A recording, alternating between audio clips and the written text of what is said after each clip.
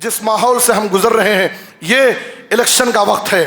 اس وقت ملک میں الیکشن کا وقت ہے اور مختلف اوقات میں مختلف ایام میں وقفے سے الیکشن کی تاریخیں ہمارے سامنے آ رہی ہیں. میرے بزرگ اور دوستو، اس مناسبت سے سب سے پہلی بات یاد رکھیں کہ ووٹ دینا اس جمہوری ملک میں ہمارا جمہوری حق ہے اور اس حق کو ہم ضائع نہ کریں. ہر شخص کی یہ ذمہ داری ہے جس کا بھی ووٹ ہے وہ اپنے ووٹ کا صحیح استعمال کرے.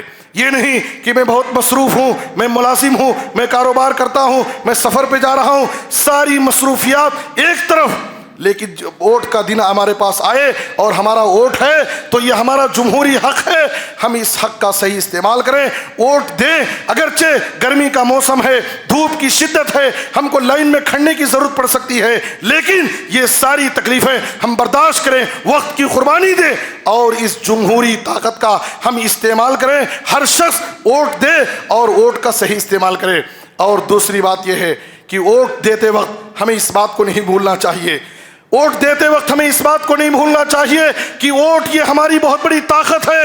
اس ووٹ کے ذریعے اس کا صحیح استعمال کر کے جہاں ہمارے اپنے ملک کی تعمیر و ترقی میں حصہ لے سکتے ہیں، ملک کو صحیح رخ پر لے جا سکتے ہیں، وہیں اس ووٹ کا صحیح استعمال کرنے کی وجہ سے ہمارے عقیدے، ہمارے دین و ایمان، ہمارے شریعت، ہماری جان و مال، ہماری عزت و آبرو کی حفاظت ہوگی. اس لیے اس کی طاقت کو ہم سمجھیں. اگر اس کا ہم صحیح استعمال کریں گے، جہاں ملک کی ترقی ہوگی وہیں ہمارے عقیدہ، ہمارے دین و ایمان، ہماری شریعت اور ہمارے جان و مال کی حفاظت بھی ہوگی. اور ایک تیسری بات یہ ہے کہ ووٹ کے موقع پر عام طور پر یہ دیکھا جاتا ہے کہ بہت سارے کمزور مسلمان ووٹ کے خاطر 1000-2000 کے لیے بک جاتے ہیں. 1000-2000 لے کر کے وہ اس بات کو نہیں دیکھتے کہ ہم اپنا ووٹ کس کو دے رہے ہیں، ملک کے مفاد میں ہے. کیا ہم کسی امن پسند اور منصف انصاف پسند امیدوار کا انتخاب کر رہے ہیں،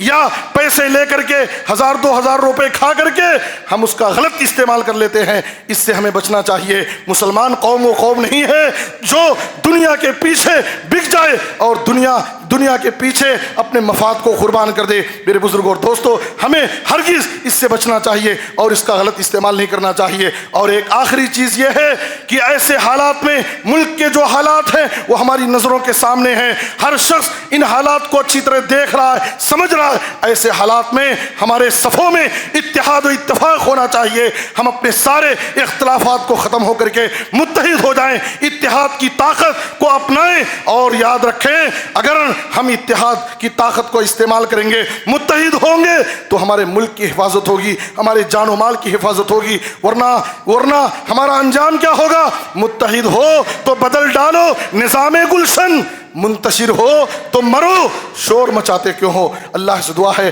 کہ اللہ تعالی ہمیں ان باتوں کو سمجھنے، ان پر عمل کرنے کی توفیق عطا فرمائے.